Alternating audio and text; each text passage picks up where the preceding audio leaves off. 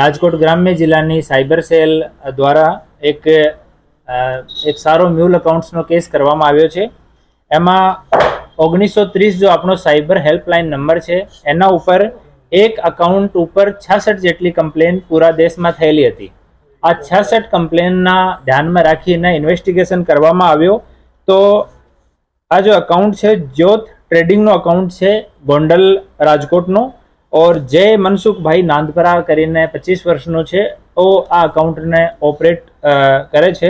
और आ अकाउंट में total transaction जो छे छेल्ला 1.5 वर्ष में 198 करोड़नो ट्रांजेक्शन थयो हतो. पछी बीजा आने तपास करता आनो एक बीजो और सह आरोपी तरीके मनीष छगनभाई कामाणी छे.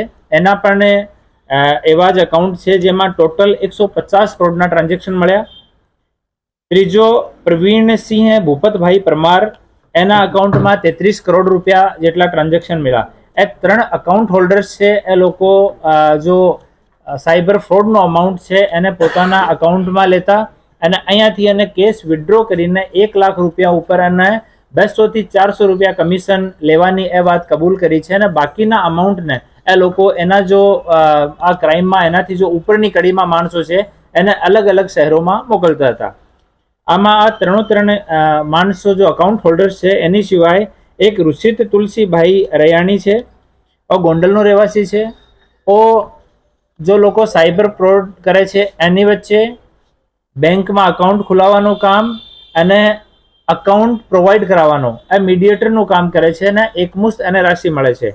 એના સિવાય મહેન્દ્રસિંહ કલ્યાણસિંહ જાડેજા, મયુરસિંહ મહિપતસિંહ વાઘેલા, એ બંને આંગળીયા પીઢીવાળા છે.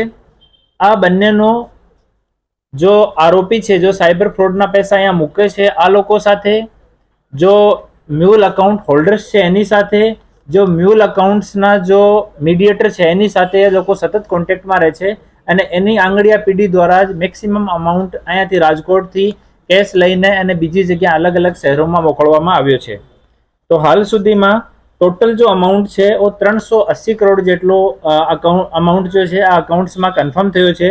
जेमांथी आपनो जो 1930 सरकारनो साइबर फ्रॉड माटेनी हेल्पलाइन नंबर है एमां 130 जेटली कम्प्लेन आ अकाउंट्सना विरुद्धमां पूरा देशमांथी थयेली छे. जेमांथी 12 जेटली कम्प्लेन्स आपणा गुजरात राज्यनी छे, बाकीनी बीजा अलग अलग 11 राज्योनी छे.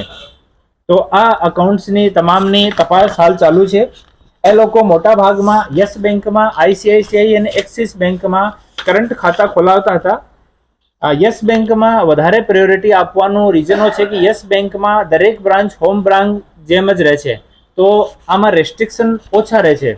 બીજો, એ તમામ આરોપી પોતાના અકાઉન્ટને એપીએમસીનો અકાઉન્ટ એપીએમસી સાથે લિંક કરાયો, કેમ કે ત્યાં TDS એ લોકો કાપતા નથી.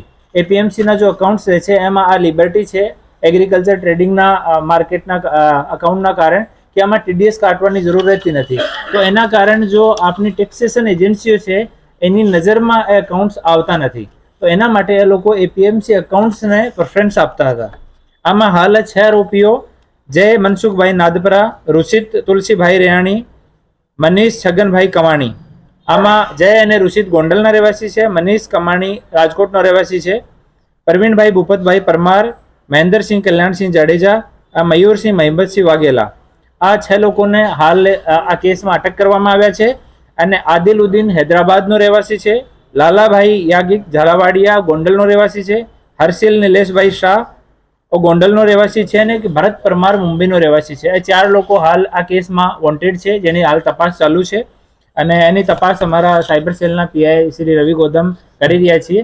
અને એમાં સાયબર સેલની ટીમ, અમારી LCBની ટીમ, અમારી SOGની ટીમ તમામ આમાં બહુ સારી કામગીરી કરી છે. અને ઇન્વેસ્ટિગેશન જેટલા બેંક્સની ડિટેલ મળી છે આ તમામ બેંક પાસેથી માહિતી માંગવામાં આવી રહી છે અને એના પેરેલલ ઇન્વેસ્ટિગેશન તમામનું ચાલુ છે. અકાઉન્ટ્સ એ લોકો આપણા રાજકોટમાં જ ખોલતા હતા. अन्य राज्यों थी अहींया पैसो आवतो हतो, आ अकाउंट थ्रू ए पैसाने रोटेट करता हता, अहींया केस विड्रोल थतो हतो अने पछी अहींयाथी आंगड़ियाथी के बीजा अकाउंट तरफ मार्फते ए भारतना अन्य अन्य शहरों में मोकलता हता. आमां जेटला स्टेक होल्डर्स छे आ तमाम स्टेक होल्डर्सना ऑफिसेसमांथी अमे माहिती लेवानी चालू छे અને વેરીફાઈ કરવાનું ચાલુ છે. આમાં કોઈ પણ જગ્યા કોઈ પણ માણસની સંડોવણી રહેશે તો એના વિરુદ્ધમાં કાયદાકીય કાર્યવાહી કરવામાં આવશે. આપણે જો અહીંયાના લોકો જેટલા આ કેસમાં અરેસ્ટ કરવામાં આવ્યા છે, આ લોકોનો મેઇન કામ સાયબર ફ્રોડ થયા પછી જો અમાઉન્ટ આવે છે એ અમાઉન્ટને અકાઉન્ટમાં રાખવાનું અને ટ્રાન્ઝેક્શન કરીને બીજા અકાઉન્ટમાં મોકલવાનું કે અહીંયા કેશ વિથડ્રો કરીને અહીંયાથી બીજા શહેરમાં આંગળીયા મારફતે મોકલવાનું. તો લગભગ 1.5 વર્ષથી તમામ લોકો જ કામ કરતા હતા. આનો કોઈ એમ ઓફિસ નો હતો. આ પોતાના જેમ કે અમુક લોકો ગોંડલમાં રહેતા હતા, અમુક લોકો રાજકોટમાં રહેતા હતા. એ તમામ લોકો પોતાના ઘરેથી એને ઓપરેટ કરતા હતા. અને જ્યારે મેસેજ આવતો કે એટલા રૂપિયા આવી ગયા, ત્યારે આને કમિશનના પૈસા બાદ કર્યા પછી બાકીનો અમાઉન્ટ બીજા રાજ્યમાં કે બીજા શહેરમાં એ લોકો મોકલતા હતા. આમાં સાયબર ફ્રોડના ગુનાઓમાં એપીએમસીના જો અકાઉન્ટ છે એનો યુઝ થયો છે. તો એક વખત અમે એપીએમસીના પદાધિકારીઓ સાથે એના બાબતમાં મિટિંગ પણ કરવાના છે અને એના વિષયમાં કે શું લૂપહોલ છે આપણા સિસ્ટમમાં એના વિષયમાં અમે વાત કરીને એના પછી જ આપને અપડેટ કરી શકાય. અને ઉપરનો આદિલ જો છે ઓ મેન માણસ છે આમાં. આ પૂરા આના ઓપરેટ કરવા વાળો હૈદરાબાદનો રહેવાસી છે. એને ગુનાહિત ઇતિહાસની ચકાસણી પણ અમે લોકો કરી રહ્યા છીએ અને એ લોકો તમામ એની નીચેની કડીના માણસ છે.